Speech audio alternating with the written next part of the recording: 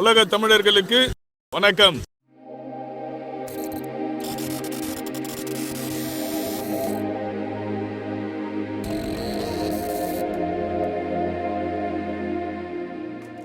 இந்த light festival Amsterdam central railway station பக்கத்தில் இருக்கிற கால்வாயில் ஆரம்பிச்சு அப்படியே சுத்தி திரும்பவும் அங்கேயே முடியுது.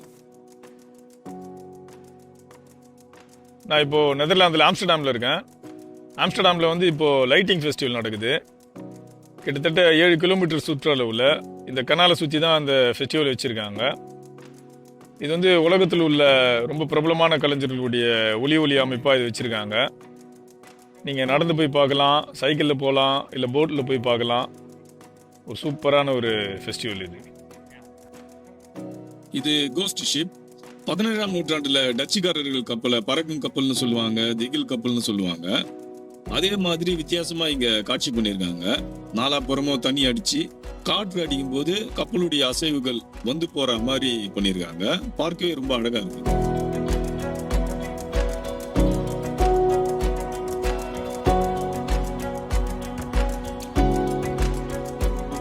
இந்த பாலம் பெயர் வெல்டன் குரூப். அவர் எப்படி இதை விளக்குறாருன்னா, கொள்கை ரொம்ப எளிமையானதான், முடிவு ரொம்ப சிக்கலானதான்.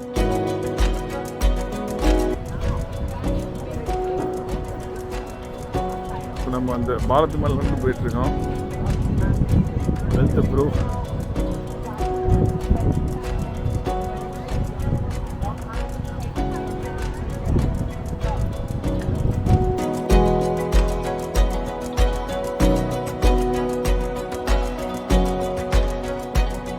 இது நார்தர்ன் லைட் இல்லைன்னா அரோரா புரிலியாஸ்னு சொல்லுவாங்க. நீங்க கேள்விப்பட்டிருப்பீங்க, வடக்குல இருக்கிற சில நாடுகள்ல வானத்துல வித்தியாசமான பலவித வண்ணத்துல ஒளியமைப்பு நிகழும். அதுதான் இங்க காட்சிப்படுத்திருக்காங்க.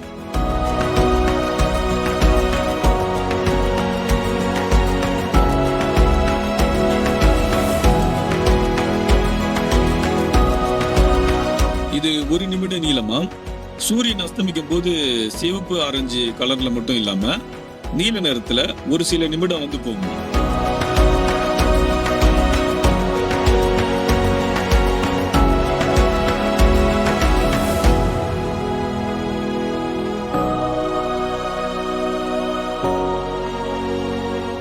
இது உலக புகழ்பெற்ற ஓவியர் வின்சென்ட்டுடைய நட்சத்திர இரவு. அவருடைய இந்த ஓவியம் மிகவும் உலக புகழ் பெற்றது. இது போல நிறைய தொகுப்பு அவர் வரைஞ்சு வச்சிருக்காரு.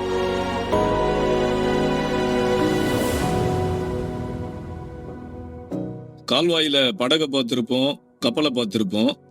இப்போ ஒரு வித்தியாசமா அழகான ஒரு படுக்கையை காட்சிப்படுத்திருக்காங்க.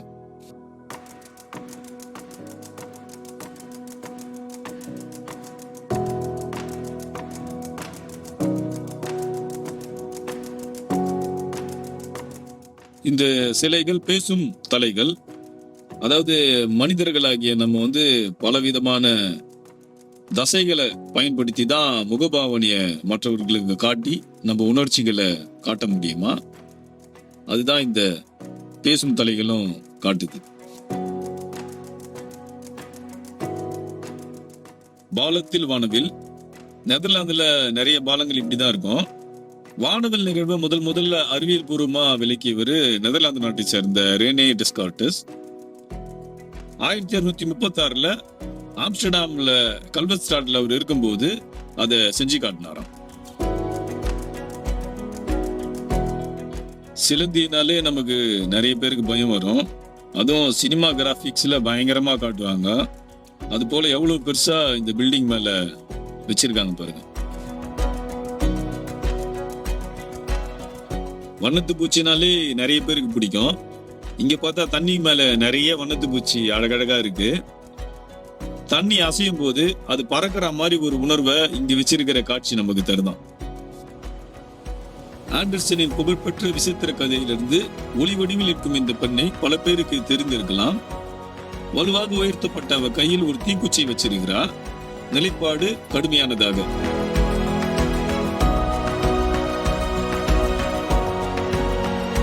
இது என் ஒலியே உன் ஒலியாம்.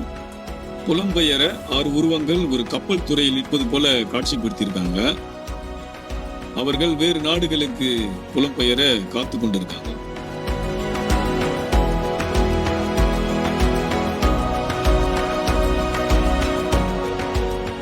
இது முழுத்துளை. கருந்துளைகள் நிறைய பேருக்கு தெரியும். பால் வெண்டல் மற்றும் சாண்ட்ரா ஆகியோரின் இயல்பியல் பணிகளில் இந்த முழுத்துளைகள் முக்கிய பங்கு வகிக்குதான். அதனால இந்த இடத்துல காட்சிப்படுத்தியிருக்காங்க. இது இரவு ஓவியம், ஸ்கின்னி பாலம்னு சொல்றாங்க.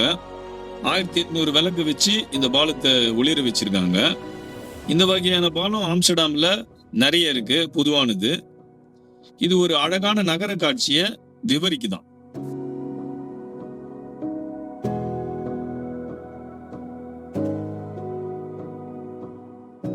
ஒரு கற்பனைக்காக வானத்திலிருந்து நிலவு விழுந்தா எப்படி இருக்கும்ன்றத இங்க காட்சிப்படுத்திருக்காங்க. இது முழுக்க முழுக்க ஒரு கற்பனை தான். உலக சாதனை நீளம் தாண்டுதல் என்றால் என்னன்னு ஏஞ்சலாவால் உருவாக்கப்பட்ட ரன் பிஹைண்ட் அந்த கேள்வி நமக்கு தூண்டுது. காரணம் என்னன்னா, மனிதன் எடுக்கக்கூடிய ஜம்ப் அசாத்தியமானதான். சாத்தியம் இல்லாத தொலைவில் இருந்துதான் ஒரு மனிதன் ஜம்ப் எடுக்கிறான். 60களின் பிற்பகுதியில் கட்டப்பட்ட ஆம்ஸ்டர்டாமில் உள்ள டொரண்டோ பாலத்தின் அற்புதமான வடிவமைப்பான். ஸ்ட்ரீட் ஆர்ட் பிராங்கி அந்த பாலத்துடைய தூண்கள் அவரது கற்பனையை பெருசா கவர்ந்துதான். அவை புகழ்பெற்ற ஸ்டார் வார்ஸ் திரைப்படத்துல வரக்கூடிய எதிர்கால மெக்கலோ மேனியா கட்டிடங்களை பத்தி சிந்திக்க வைக்குதான். பிப்ரவரி 2010 சிலியில் ஏற்பட்ட நிலநடுக்கத்தை இங்க காட்சிப்படுத்தியிருக்காங்க. இந்த நிகழ்வு அந்த நாளை 1.26 மைக்ரோ வினாடிகளா சுருக்கிடுச்சான்.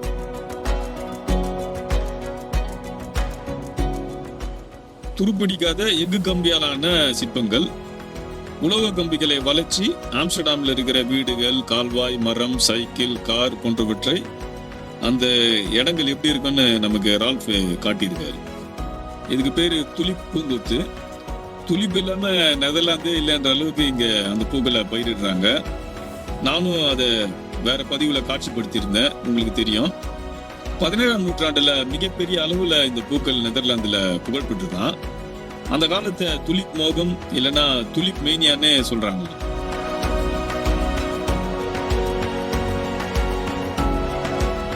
இது ஆம்ஸ்டர்டாமில் ஒரு கோடை நாளாம். கால்வாயில விதவிதமான ஆடைகளை உலர வச்சிருக்காங்க. இந்த ஆடைகள் நெதர்லாந்துல வசிக்கிற அனைத்து விதமான மக்களுடைய கலாச்சாரத்தை வெளிப்படுத்துது.